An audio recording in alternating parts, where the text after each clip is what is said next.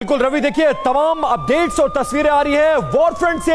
आज की सबसे विस्फोटक खबर हम आपको बताने जा रहे हैं। पश्चिम एशिया में सबसे बड़ा हमला कर दिया गया है। किंग फहद काजवे ब्रिज पर यह हमला किया गया और सऊदी बहरीन लिंक पुल पर भी हमला कर दिया गया है। ड्रोन स्ट्राइक के बाद आग की भारी लपटें जो देखने को मिली है और 25 किलोमीटर लंबे समुद्री पुल पर यह ड्रोन स्ट्राइक की गई है। बहुत बड़ा हमला इसे माना जा रहा है और एक तरह से ईरान की कमर तोड़ने की पूरी कोशिश की जा रही है। चौतरफा हमले, जमीन हो, समंदर हो, पुल हो, आसमान हो, हर जगह से बमबारी की जा रही है। और किंग फहद काजवे ब्रिज पर यह बहुत बड़ा हमला है। यह ब्रिज लगभग समुद्र के ऊपर 25 किलोमीटर लंबाई में है। सऊदी बहरीन लिंक को यह जोड़ता है और उस पर यह अटैक किया गया है। हालांकि यह अभी क्लियर नहीं है यह हमला किसकी तरफ से किया गया है, लेकिन यह ड्रोन स्ट्राइक किया गया है और इसमें भारी नुकसान की आशंका जताई जा रही है।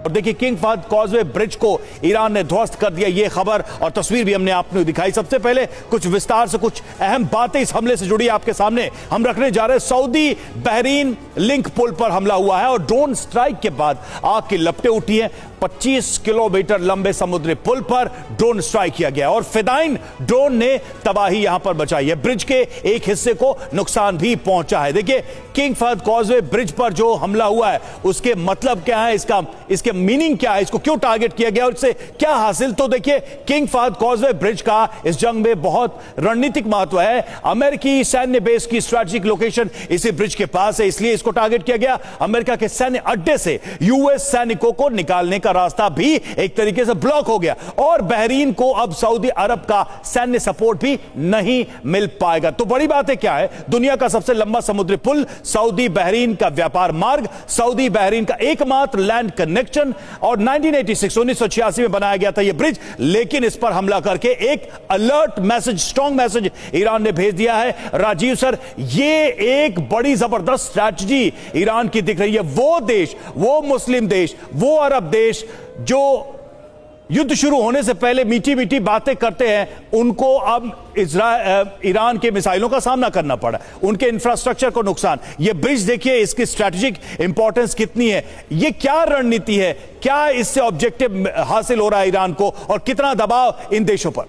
देखिए, आपने बहुत अच्छी बात जो बाद में बताई है, स्ट्रेटजिक इंपॉर्टेंस, उसका किस तरह से मिलिट्री बेस का और चाहे उनके जो मिलिट्री पर्सनल अमेरिका के हैं उनको बाधा हो सकती है। वही नहीं, देखिए यूनाइटेड अरब एमिरेट्स में ऑस्ट्रेलिया का एक बेस था और ऑस्ट्रेलिया के बेस पर भी अटैक हुआ है।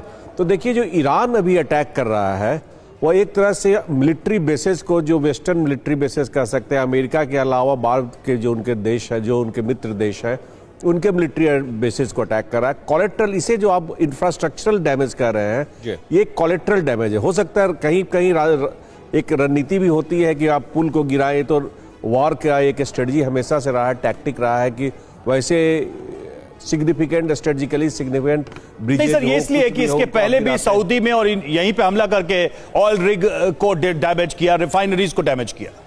जी, वो कर रहे हैं, अभी हर तरफ कर रहे हैं। अभी थोड़ी देर पहले आपने अभी न्यूक्लियर की बात की, मैं उस पर भी एक दो सेंटेंस बोलना चाहता हूं कि देखिए, टेक्निकली जो आपने अभी बात उठाई है, चाहे भूकंप की तीव्रता जो होती है वो भी एक मेजरमेंट का सोर्स होता है न्यूक्लियर टेस्ट का, जो भी जिसे फंडामेंटल्स मालूम है ये बात को बोलेगा। लेकिन आज के समय में राजनीतिक रूप से क्या ईरान या अमेरिका ऐसी पहल करेगा, इस पर हमें थोड़ा सोचने की आवश्यकता है। बिल्कुल, सवाल यही है कि क्या दोनों देश युद्ध के उस मुहाने पर खड़े हैं, क्या अब न्यूक्लियर हमला किया जाएगा और उसको लेकर यह टेस्टिंग की जा रही है।